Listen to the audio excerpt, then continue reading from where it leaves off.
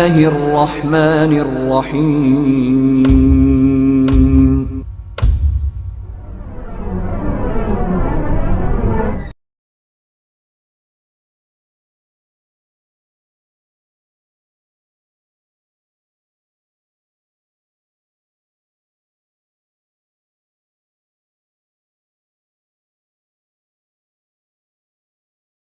بات ہماری یہاں تک پہنچی تھی کہ غزوہ احد میں مکہ والے پہلے نکلے تھے، آپ صلی اللہ علیہ وسلم کو اطلاع ملی تو آپ صلی اللہ علیہ وسلم مدینہ سے نکلے. شروعات میں مسلمانوں کی تعداد 1000 تھی، لیکن جب احد کے قریب پہنچے تو عبداللہ ابن امی جو منافق تھا، اندر سے مسلمان نہیں تھا مگر مسلمانوں کے ساتھ بندہ رہتا تھا، مسلمان مانا جاتا تھا، وہ اپنے 300 لوگوں کو لے کر کے یہ بہانہ بنا کر کے نکل آیا کہ نہیں آپ ہماری بات نہیں مانے نا تو ہم آپ کے ساتھ نہیں کام کرتے، مطلب جنگ نہیں لڑتے، ہم واپس جا رہے ہیں. اور وہ کیا بہانہ تھا اس کا؟ انہوں کہا تھا کہ مدینہ میں رہ کر کے لڑیں گے، باہر نکل کر نہیں لڑیں گے بس. اور مسلمان باہر نکل آئے، احد کے میدان میں جا کر کے لڑیں گے، ایسا ہوا تو ہماری بات نہیں مانے تھے نا، تو اس کو بہانہ مل گیا اور وہیں سے 300 لوگوں کو لے کر کے اپنے واپس چلا آیا. اچھا اب باقی کتنے بچے؟ 700 لوگ بچے. اب مکہ والوں کی تعداد 3000 ہے، مسلمانوں کی تعداد 700 ہے. یہ سچویشن ہے. اچھا اب چلیے ہم آج کی قسط شروع کرتے ہیں.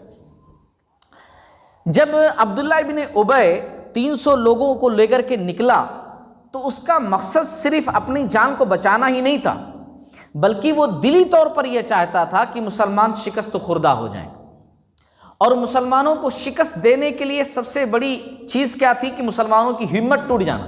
کیونکہ جنگ جو لڑی جاتی ہے نا وہ تعداد پر نہیں لڑی جاتی ہے. جنگ جو لڑی جاتی ہے وہ لڑی جاتی ہے چالوں پر، کس طرح آپ چال چل رہے ہیں جنگ کے اندر، ہے نا، اور دوسری چیز ہمت پر. اور وہ ہمت ہی توڑنا چاہتا تھا کہ مسلمانوں کی ہمت جو ہے ٹوٹ جائے. اور کچھ حد تک وہ کامیاب بھی ہوا. قبیلہ خزرج میں سے ایک خاندان تھا بنو سلمہ، اوس میں سے ایک خاندان تھا بنو حارثہ، یہی مدینہ کے لوگ تھے، انصاری لوگ تھے. تو ان میں سے ایک دو خاندان ایسے ہوئے کہ جن کی ہمت ٹوٹ گئی واقعی میں. جب یہ لوگ 300 نکل آئے نا تو ان لوگوں کی ہمت اتنی ٹوٹ گئی کہ وہ لوگ بھی بوریا بستر باندھنے لگے. بولے کہ اب تو لڑنے کا کوئی فائدہ ہی نہیں ہے، ادھر 3000 ہیں، ہم لوگ 700، کیسے لڑیں گے؟ یہ لڑائی بولے تو خودکشی ہے، لڑائی نہیں ہے، چلو واپس چلو. لیکن اللہ تعالیٰ نے رحم کیا ان کے اوپر، رحم کا معاملہ کیا. اللہ نے کیا کیا کہ ان کے دل کے اندر تھوڑی دیر کے لیے یہ جذبات تو پیدا ہوئے، لیکن اللہ نے ختم کر کے ہمت جو ہے ان کے اندر ڈال دی. کہ جب دیگر مسلمانوں نے سمجھایا، رسول اللہ صلی اللہ علیہ وسلم نے ان کے سامنے بات کی تو ان لوگوں کے اندر پھر سے جوش آ گیا. یہ اللہ تعالیٰ کا رحم و کرم ان کے اوپر ہوا کہ تھوڑی دیر کے لیے ہمت واقعی میں ان کی ٹوٹ گئی تھی، لیکن وہ ہمت دوبارہ بحال ہو گئی. اللہ نے اس کا تذکرہ سورہ آل عمران کے اندر کیا ہے، اذ ہمت طائفتان منکم ان تفشل واللہ ولیہما وعلی اللہ فلیتوکل المؤمنون. اللہ نے کہا جب تمہارے دو گروہوں نے کم ہمتی دکھانے کا ارادہ کیا اور اللہ ان کا دوست تھا، اور مومنوں کو اللہ ہی پر بھروسہ کرنا چاہیے، تعداد پر نہیں. تعداد تمہاری کم ہوگی کوئی بات نہیں، اللہ تو ہے نا تمہارے ساتھ. یہ آیت نازل ہونے کے بعد بنو حارثہ قبیلے کے لوگ اور خزرج جو خاندان تھا، بنو سلمہ کا جو خاندان تھا خزرج میں سے، یہ لوگ بہت فخر کرتے تھے اپنے آپ پر. بولتے تھے کہ گرچہ ہم لوگ تھوڑی دیر کے لیے ہمت توڑ دیے تھے، لیکن اللہ نے ہمارے لیے دیکھو آیت نازل کی اور اللہ نے کہا واللہ ولیہما، اللہ تمہارا دوست ہے، ہمارا دوست ہے اللہ تعالیٰ، ہے نا. تو ان آیتوں سے ان کو ہمت ملی اور بہت زیادہ ہمت ملی. اور جہاں تک منافقوں کی بات ہے، منافق نکل گئے، اچھا ہی ہوا، کم سے کم پتہ تو چل گیا کہ کون مومن ہے کون مسلمان ہے نا، کون مومن ہے کون مسلمان ہے پتہ. دیکھو دوستوں کی اصلی پہچان مصیبتوں ہی میں تو ہوتی ہے. کون واقعی میں دوست ہے کون واقعی میں دشمن ہے، اللہ تعالیٰ کوئی نہ کوئی طریقہ اختیار کر کے پتہ لگا ہی دیتا ہے. یہاں اللہ رب العالمین نے منافقوں کا چہرہ دکھا دیا، کون کون منافق ہیں اللہ نے بتا دیا. اس کے بارے میں بھی اللہ نے سورہ آل عمران میں گفتگو کی ہے. قرآن آپ پڑھو نا تو یہ ساری باتیں آپ کو قرآن میں ملے گی.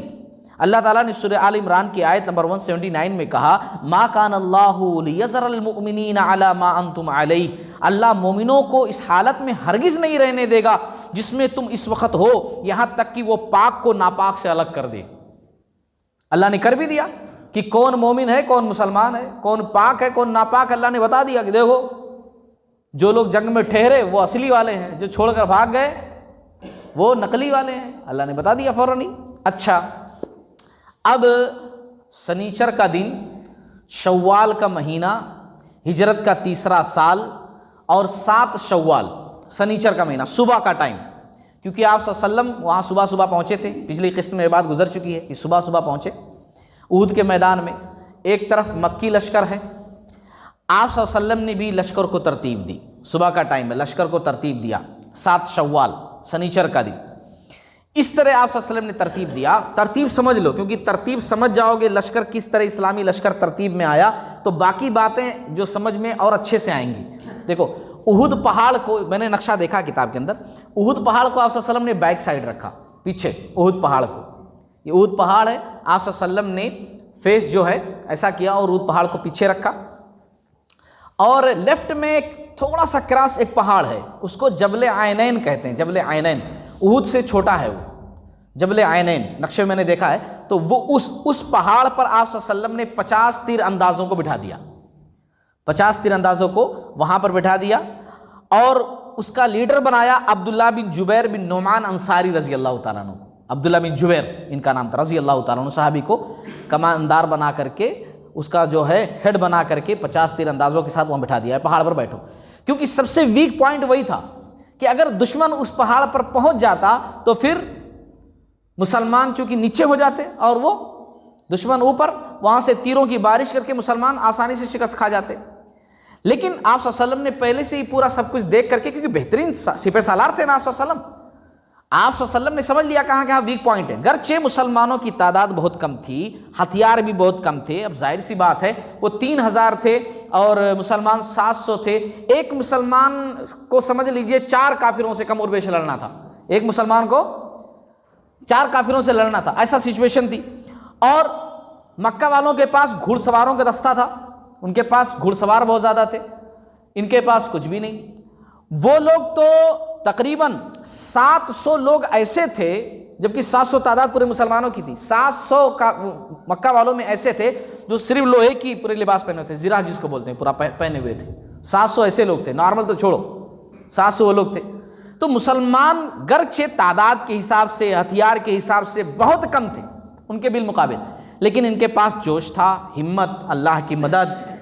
ایمان، اور آپ صلی اللہ علیہ وسلم کی لیڈری تھی، ہے نا، قائدانہ صلاحیت تھی کہ آپ صلی اللہ علیہ وسلم نے لشکر کو بہترین ترتیب دیا، جسے نماز میں کھڑا کرتے ہیں نا، آپ صلی اللہ علیہ وسلم نے ویسا سیدھا کھڑا کیا، پورا 50 تیر اندازوں کو ادھر ٹھہرا دیا۔ آپ صلی اللہ علیہ وسلم نے اپنا خیمہ جو ہے، جو مرکز رہتا ہے، جہاں اصل جھنڈا رہتا ہے، وہ دور تھوڑا پہاڑ کے دامن میں وہاں رکھا، اور باقی پورا سامنے رکھا۔ پھر آپ صلی اللہ علیہ وسلم نے تیر اندازوں کو، جو 50 تیر انداز سے جبل عینین پر اصل پوائنٹ پر، ان لوگوں کو نصیحت کرتے ہوئے کہا کہ دیکھو تم لوگوں کا کام یہ ہے کہ گھڑ سوار جب بھی ہمارے قریب آنے کی کوشش کریں، اور مکہ والوں کے گھڑ سواروں کے کماندار کون تھے؟ خالد بن ولید، جو مسلمان نہیں تھے، اس فوج میں سب سے بہترین کماندار بولے تو خالد بن ولید، اور گھڑ سواروں کے کمانڈر 19 تھے۔ آپ صلی اللہ علیہ وسلم نے کہا کہ تمہاری پوری نظر اکثر یعنی گھڑ سواروں پر رہنی چاہیے، یہ جب بھی ہمارے قریب آنا چاہیں، تمہارا کام ہے تیروں کی بارش کر کے ان کو آنے نہیں دینا ہمارے قریب، ان کو پیچھے ڈھکیلتے رہنا، اور تم لوگ اپنی جگہ سے کبھی ہٹنا نہیں، یہاں تک کہ تم دیکھ لو کہ ہم جیت چکے ہیں تب بھی نیچے نہیں اترنا، ہم ہار گئے تب بھی نیچے نہیں اترنا، ہم دشمن سے شکست کھا کر کٹ رہے ہوں تب بھی نیچے نہیں اترنا، یعنی کسی بھی سچویشن میں تمہیں نیچے نہیں آنا ہے، الا یہ کہ جب میں تمہیں بلانے کے لیے بھیجوں کہ ہاں اب آ جاؤ تبھی نیچے اترنا، ورنہ کسی بھی حالت میں تمہیں نیچے نہیں اترنا ہے، وہ پوائنٹ جو ہے چھوڑنا نہیں ہے۔ یہ آپ صلی اللہ علیہ وسلم نے نصیحت کی، تو ہم لوگوں نے کہا ٹھیک ہے، اچھی بات ہے۔ اچھا، اب یہ بات ہو گئی، آپ صلی اللہ علیہ وسلم نے صحابہ کرام کے سامنے تقریر کی، جوش دلایا اور اللہ کا وعدہ یاد دلایا کہ ہم جنگ کیوں لڑتے ہیں، ہمارا مقصد کیا ہے، کسی کو مارنا، کسی کو ستانا ہمارا مقصد نہیں ہے، بلکہ اللہ کے لیے ہم لڑتے ہیں، اللہ کے لیے جیتے ہیں، اللہ کے لیے مرتے ہیں، دین کے خاطر سارا کام ہے۔ آپ صلی اللہ علیہ وسلم نے یاد دہانی دلائی صحابہ کرام کو۔ پھر آپ صلی اللہ علیہ وسلم نے ایک تلوار اٹھائی اور تلوار اٹھا کر کے کہا کہ کون ہے جو اس تلوار کو مجھ سے آج لے گا؟ سارے لوگ ہاتھ اٹھا دیے، ہم لیتے ہم لیتے ہم لیتے ہم لیتے، کیونکہ نبی کوئی چیز دے رہے ہوں۔ آپ صلی اللہ علیہ وسلم نے دوسرا سوال کیا، پھر سے وہی سوال تھوڑا بدل کر کے، کون اس تلوار کو اس کے حق کے ساتھ لے گا؟ اب بہت سارے لوگ ہاتھ نیچے کر لیے، کیوں؟ کیونکہ یہاں حق کی بات ہے، اگر ذرہ بھی ادھر ادھر ہو گیا تو پھر قیامت کے دن سوال ہوگا کہ حق کے ساتھ آپ نے لیا تھا تو وہ حق ادا کیا کہ نہیں کیا۔ بہت سارے لوگ پھر بھی ہاتھ اٹھائے۔ ایک صحابی تھے ابو دجانہ سماک بن خرشہ رضی اللہ تعالیٰ عنہ، ابو دجانہ شارٹ میں ان کا نام۔ انہوں نے بولے یا رسول اللہ صلی اللہ علیہ وسلم حق کیا ہے اس کا؟ پوچھا انہوں نے، آپ کہہ رہے ہیں کہ حق کے ساتھ کون لے گا، کیا ہے حق اس کا؟ تو آپ صلی اللہ علیہ وسلم نے کہا اتنا لڑو کہ تلوار ٹیڑھی ہو جائے، اتنا لڑو کہ تلوار ٹیڑھی ہو جائے۔ تو کہا ٹھیک ہے میں لینے کے لیے تیار ہوں، دیجیے مجھے۔ آپ صلی اللہ علیہ وسلم نے دے دیا، اور واقعی میں انہوں نے ایسی لڑائی لڑی۔ ابو دجانہ ایسے صحابی تھے رضی اللہ تعالیٰ عنہ کہ جب جوش میں آتے تھے نا تو ایک کپڑا ان کے پاس رہتا تھا سرخ، وہ نکالتے تھے اور باندھ لیتے تھے سر پر۔ سب لوگ سمجھ جاتے تھے کہ جب یہ لال کپڑا باندھ لیے سر پر تو سمجھ لو اب دشمنوں کی خیر نہیں ہے۔ جب لال کپڑا ابو دجانہ باندھ لیتے تھے رضی اللہ تعالیٰ عنہ تو بہت جوش میں لڑتے تھے، اور انہوں نے تلوار لی اور فوراً ہی نکال کر کے باندھ لیا سر پر، اور تلوار لے کر کے ادھر مکی فوج ہے ادھر مدنی فوج ہے، دونوں کے بیچ میں ایک دم ایسا اکڑ کر کے چلنے لگے،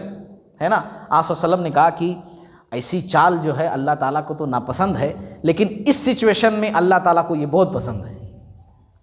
کیونکہ یہاں دشمن کو ڈرانا ہے، ڈر جانا نہیں ہے، بلکہ یہاں دشمن کو ڈرانا ہے۔ اس لیے اس سچویشن میں، اس حالت میں یہاں پر یہ چال بہت پسندیدہ ہے، جو چال یہاں پر یہ چل رہے ہیں۔ اچھا، آپ صلی اللہ علیہ وسلم نے جھنڈا جو ہے اسلامی علم مصعب بن عمیر رضی اللہ تعالیٰ عنہ کو دیا،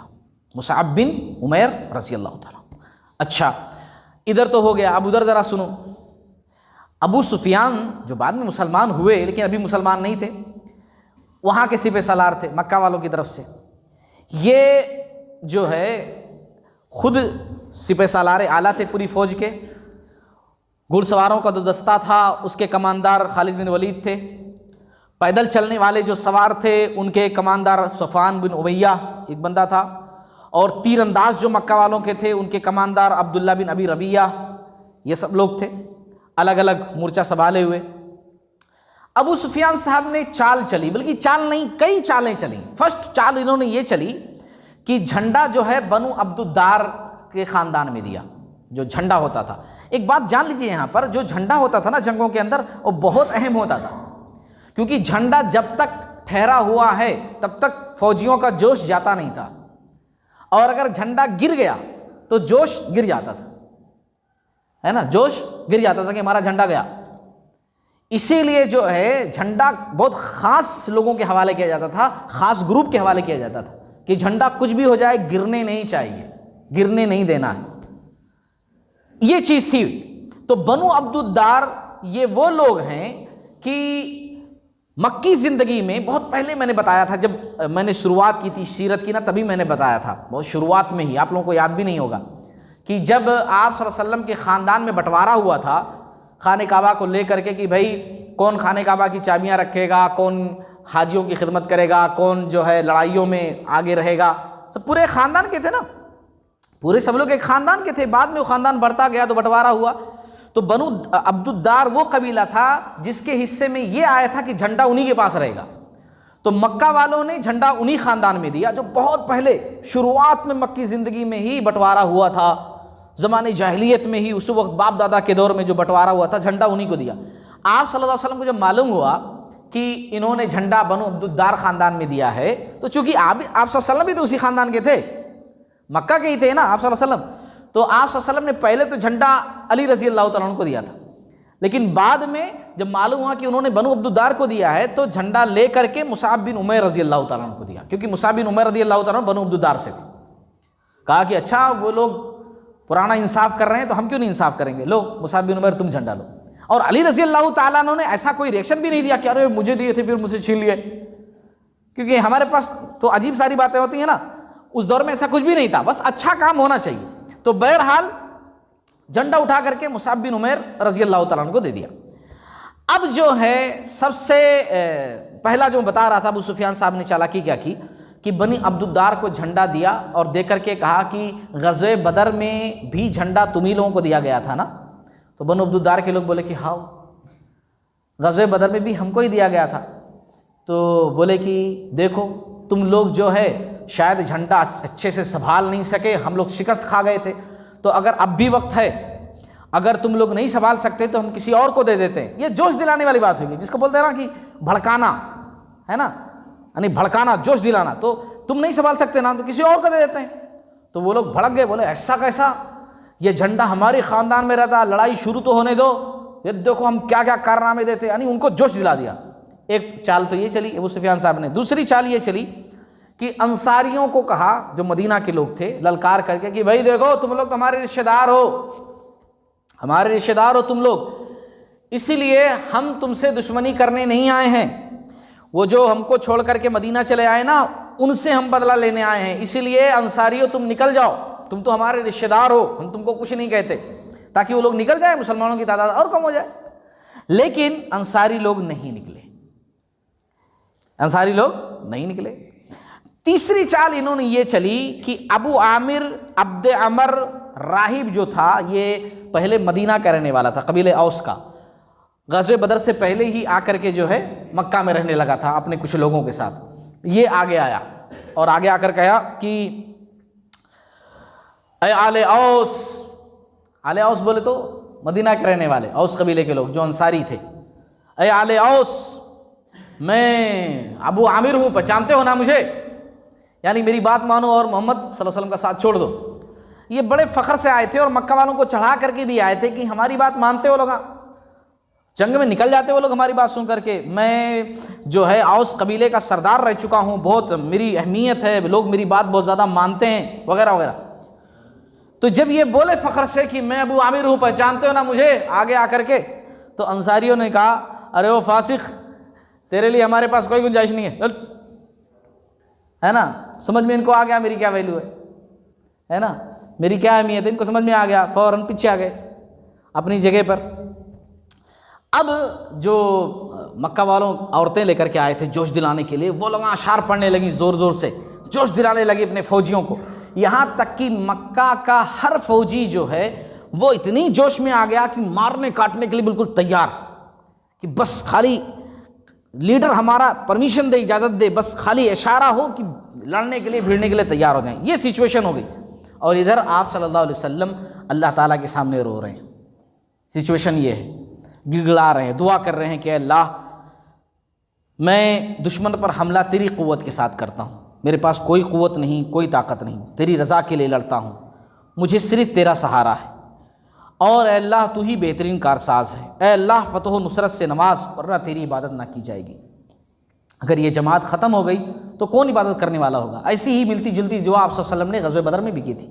غزوہ احد میں بھی آپ صلی اللہ علیہ وسلم نے یہی دعا کی. بہرحال دعا کرنے کے بعد آپ صلی اللہ علیہ وسلم جنگ کے لیے تیار ہوئے. ادھر سے جو ہے جو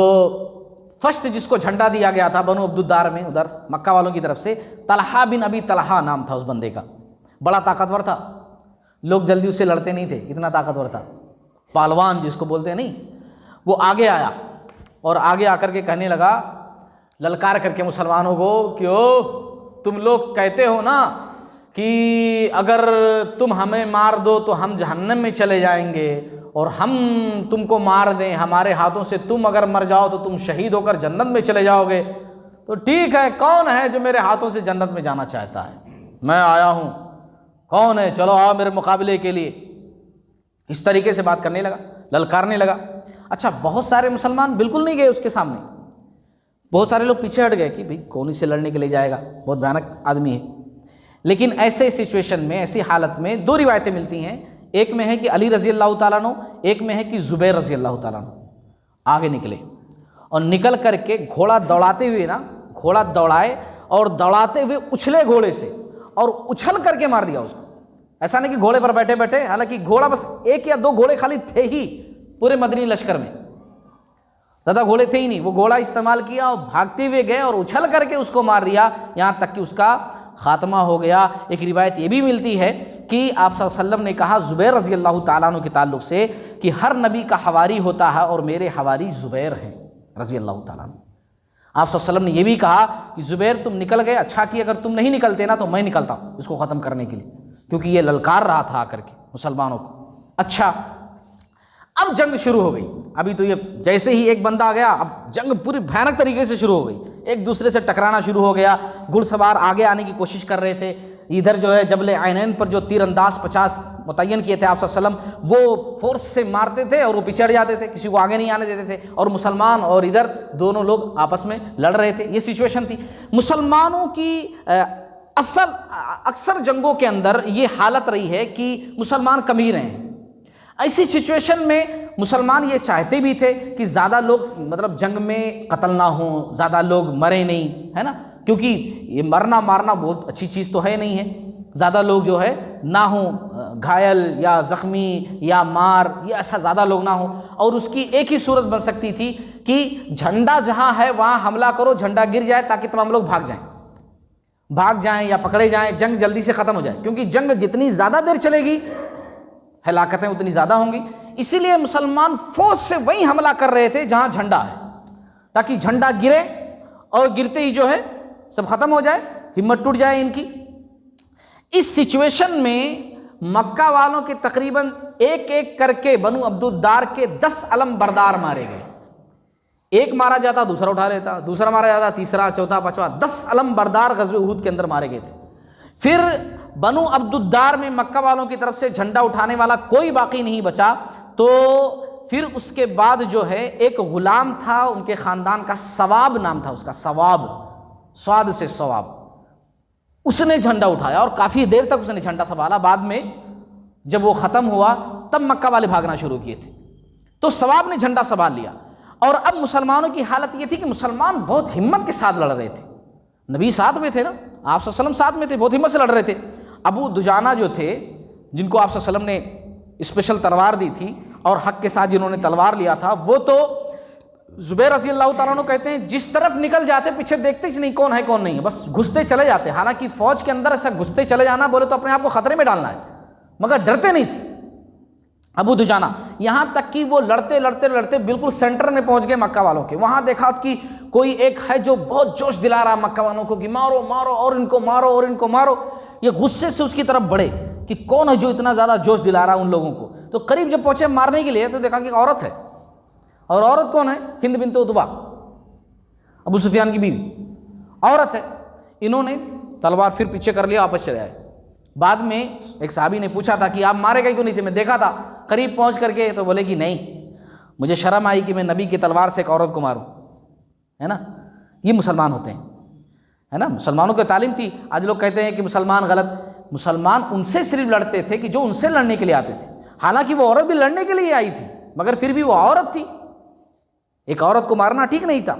مسلمان بچوں پر، عورتوں پر، بوڑھوں پر، کسانوں پر، جو عبادت گزار لوگ ہوتے تھے اپنے عبادت خانوں میں عبادت کر رہے ہوتے تھے، کون سے بھی ہوں، نہیں ہاتھ اٹھاتے تھے، نہ درختوں کو کاٹتے تھے، نہ کھیتوں کو پامال کرتے تھے۔ جو لڑنے کے لیے آتے تھے ان سے صرف لڑتے تھے۔ تو یہاں نہیں مارا عورت کو، جنگ کے اندر عین حالت جنگ میں ان اصولوں پر عمل کرنا بہت بڑی بات ہے نا، نہیں مارا۔ اور پھر اس کے بعد جو ہے ایک کیریکٹر کا تذکرہ میں نے کیا تھا پچھلی قسط کے اندر، وحشی بن حرب۔ وحشی بن حرب یہ کس کا غلام تھا؟ جبیر بن مطعم رضی اللہ، یہ جبیر بن مطعم رضی اللہ تعالیٰ نہیں، ابھی تو مسلمان ہی نہیں ہے،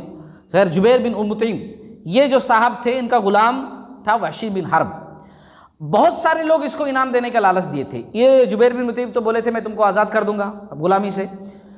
ہند بنت عتبہ ابو سفیان کی بیوی نے کہا تھا کہ میں تم کو سونا چاندی دوں گی بہت سارا، ہے نا۔ اور سب لوگ اسی لیے وحشی بن حرب کو لے کر آئے تھے، صرف ایک شخص کو ختم کروانے کے لیے، حمزہ رضی اللہ تعالیٰ عنہ کو ختم کروانے کے لیے۔ یعنی اکثر لوگوں کی دشمنی جو تھی وہ حمزہ رضی اللہ تعالیٰ عنہ سے تھی، کیونکہ جنگ بدر کے اندر بہت اہم کردار ادا کیا تھا حمزہ رضی اللہ تعالیٰ عنہ۔ تو وحشی بن حرب جو دور سے نیزہ پھینک کر مارنے میں ماہر تھا، اس کو اسی لیے لے کر کے آئے تھے۔ اسی لیے ساری جنگ ایک طرف، وحشی بن حرب نیزہ لے کر کے خالی دیکھ رہا تھا کہ حمزہ رضی اللہ تعالیٰ عنہ کو مارنے کا موقع ملے، بس خالی وہ پیچھے پیچھے گھوم رہا تھا، پیچھے پیچھے پیچھے پیچھے پیچھے۔ ایک جگہ اس کو موقع مل ہی گیا، اس نے چھپ کر کے جو ہے حمزہ رضی اللہ تعالیٰ عنہ کے اوپر نیزہ پھینک دیا، نیزہ ناف کے پاس لگا اور آر پار ہو گیا۔ حمزہ رضی اللہ تعالیٰ عنہ بہادر تھے، پھر بھی اٹھنے کی کوشش کیے، لیکن اب بہت دیر ہو چکی تھی، گرے اور شہید ہو گئے۔ وحشی نے کیا کیا، قریب جا کر دیکھا ختم ہو چکے ہیں، اپنا نیزہ لیا اور وہاں سے چلا گیا، کیونکہ اس کو دوسرا کوئی کام ہی نہیں تھا، اس کو سارے جنگ سے مطلب ہی نہیں تھا، صرف اور صرف وہ متعین کیا گیا تھا حمزہ رضی اللہ تعالیٰ عنہ کو شہید کرنے کے لیے۔ ان کی شہادت ہو گئی۔ حنظلہ رضی اللہ تعالیٰ عنہ یہ ابو سفیان کے اوپر حملہ آور ہوئے۔ ہمت دیکھیے، حالانکہ جو کماندار ہوتا ہے نا، مین کمانڈر جو ہوتا ہے، اس کے ارد گرد بہترین سپاہی چاروں طرف ہوتے ہیں، اس کے اوپر حملہ کرنا بولے تو اپنے آپ کو بہت زیادہ خطرے میں ڈالنا بہت ہمت کی بات ہوتی ہے، لیکن یہ حملہ آور ہوئے، اچھل کر کے جو ہے مارنے کی کوشش کیے، لیکن گھوڑے پر وار لگا، ابو سفیان کے گھوڑے پر، گھوڑا اچھلا، ابو سفیان نیچے گرے، یہ مارنے کے لیے آگے بڑھ رہے تھے کہ ایک بندے نے پیچھے سے جو ہے نیزہ پھینک کر ان کو مار دیا، حمزہ رضی اللہ تعالیٰ عنہ شہید ہو گئے۔ یہ ساری شہادتیں ہو رہی تھیں، کافی مسلمان شہید ہو رہے تھے، مگر مسلمان پھر بھی بڑی ہمت سے جو ہے وہ حملہ کر رہے تھے۔ اور جب مکہ والوں کا جو آخری علم بردار تھا، ثواب بنو عبدالدار کا جو غلام تھا قبیلے کا، خاندان کا، جب وہ گرا ہے اور جھنڈا نیچے گر گیا ہے، تب مکہ والوں کی ہمت ٹوٹ گئی ہے، کیونکہ 10 علم برداروں کے بعد اب 11واں والا جب گر گیا جھنڈا سنبھالتے سنبھالتے، تو اب مکہ والوں کی ہمت جو ہے جواب دے گئی، اور اب مکہ کے جو فوجی تھے وہ بھاگنا شروع کیے،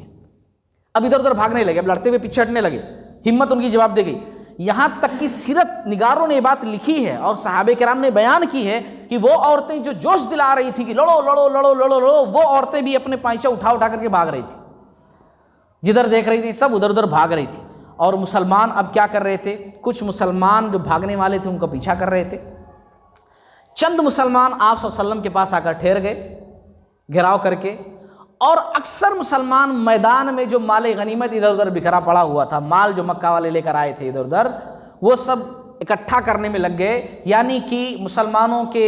جو ہے دانست میں کہ اب جنگ ختم ہو چکی ہے، اب یہ لوگ بھاگ رہے ہیں، اب لڑنے کی بات نہیں ہے، اب ہم لوگ جیت چکے ہیں، اب زیادہ محنت کی ضرورت نہیں ہے، یہ سچویشن ہو گئی، یعنی مکہ والے اب بھاگ رہے ہیں اور مسلمانوں سے اب کوئی نہیں ٹکرانا چاہ رہے ہیں، سب ادھر ادھر بھاگ رہے ہیں، گھڑ سوار بھی پیچھے ہٹ رہے ہیں، سب جا رہے ہیں، کچھ لوگ جا کر کے پیچھا کر رہے ہیں، اکثر لوگ میدان میں اب اکٹھا ہو کر کے سامان اٹھانا شروع کر دیے کہ اب جنگ ختم ہو چکی ہے۔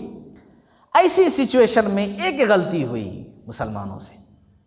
وہ غلطی بہت بھیانک غلطی تھی، اور بہت ساری نصیحتیں بھی اس غلطی کے اندر ہیں۔ غلطی یہ ہوئی کہ آپ صلی اللہ علیہ وسلم نے جو 50 تیر انداز یہاں رکھے تھے جبل عینین پر کہ تم لوگ کیسے بھی کر کے یہاں سے ہٹنا نہیں ہے جب تک کہ میں نہ کہہ دوں،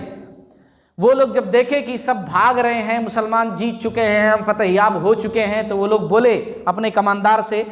عبداللہ بن جبیر جو تھے ان سے بولے کہ دیکھو اب ہم لوگ نیچے جا رہے ہیں، اب یہاں ہمارا کوئی کام نہیں ہے۔ کماندار نے کہا کہ نہیں، تم غلط کر رہے ہو، آپ صلی اللہ علیہ وسلم نے کیا کہا تھا، ہم ہاریں جیتیں مارے کاٹے جائیں کچھ بھی کریں، تم لوگوں کو نیچے نہیں اترنا ہے۔ کیا رسول اللہ صلی اللہ علیہ وسلم کا قول بھول گئے تم لوگ؟ تو کہا کہ دیکھو وہ جنگ کی صورتحال تھی، وہ جنگ ہونے والی تھی، اس لیے آپ صلی اللہ علیہ وسلم نے ایسا کہا، اب جنگ ختم ہو چکی ہے، اب اس کی ضرورت ہی نہیں ہے ان باتوں کی، اب تو جنگ ختم ہو چکی ہے نا، یہاں بیٹھ کر کیا کریں گے، ہمارے بھائی مال غنیمت اکٹھا کر رہے ہیں، دیکھو دوڑ دوڑ کر کے سب مال سمیٹ رہے ہیں، ہم لوگ ابھی نیچے جا رہے ہیں۔ صرف جو ہے 7-8 لوگوں کے سوا، ان کو ملا کر کے کماندار کو ملا کر پورے 10 لوگ یا 9 لوگ، اتنے لوگوں کے سوا باقی سب نیچے اتر گئے، پہاڑ چھوڑ دی، صرف 9-10 لوگ پہاڑ پر رہ گئے، گنتی کے چند لوگ۔ اچھا، خالد بن ولید جو بھاگ رہے تھے، یعنی انہوں بھی پیچھے ہٹ رہے تھے گھڑ سواروں کے ساتھ، انہوں نے دیکھا پوائنٹ خالی ہو چکا ہے۔ اب میں نے کیا سمجھایا تھا آپ لوگوں کو، احد پہاڑ پیچھے تھا، جبل عینین ایسا لیفٹ سائیڈ میں، انہوں نے کیا کیا، یہاں سے گھوم کر کے احد پہاڑ کے پیچھے سے ہو کر کے نا آئے جبل عینین کے پاس۔ مسلمانوں کو یہاں بھی خبر ہی نہیں ہوئی، انہوں ایسا نکلے کہ ایسا لگا جیسے بھاگ رہے ہوں، وہاں سے نکلے احد پہاڑ کے پیچھے سے ہو کر کے جبل عینین کے پاس آئے، تھوڑی دیر تک لڑائی ہوئی، جو چند مسلمان تھے ان کو شہید کیا جلدی سے، اور پہاڑ پر قابض ہو گئے۔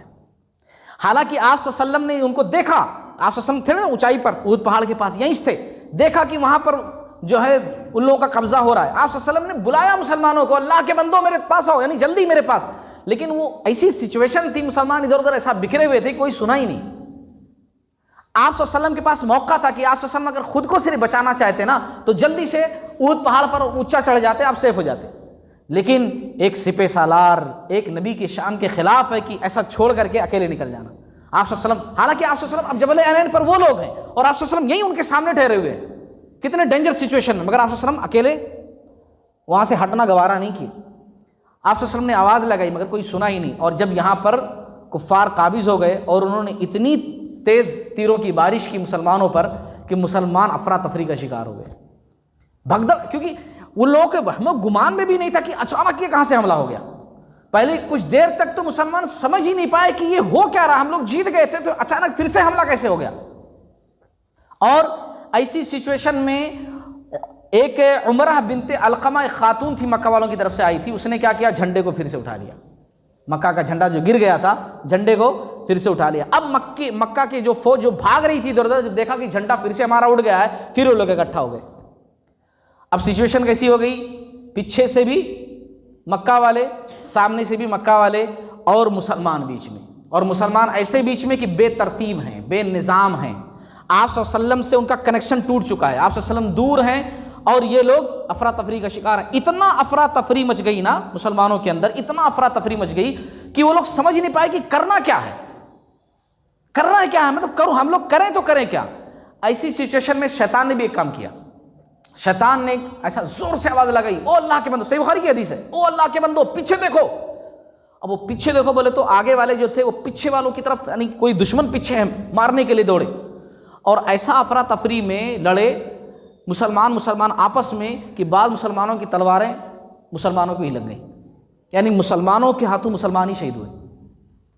ایسی سچویشن ہو گئی۔ حذیفہ رضی اللہ تعالیٰ عنہ صحابی ہیں، ان کے والد یمان ہیں، وہ پکارتے رہے، ارے میرے والد صاحب ہیں، میرے والد صاحب ہیں، مگر پھر بھی سنے ہی نہیں، مسلمان مار دیے، مسلمان کا ہاتھوں مسلمان ہی مر گئے۔ یعنی اتنا بدحواس ہوئے نا اچانک حملے سے کہ کچھ سمجھ میں نہیں آیا کہ ہم کیا کر رہے ہیں، یہ سچویشن ہو گئی مسلمانوں کی۔ اور ادھر جو ہے مصعب بن عمیر رضی اللہ تعالیٰ عنہ جو جھنڈا لے کر ٹھہرے ہوئے تھے،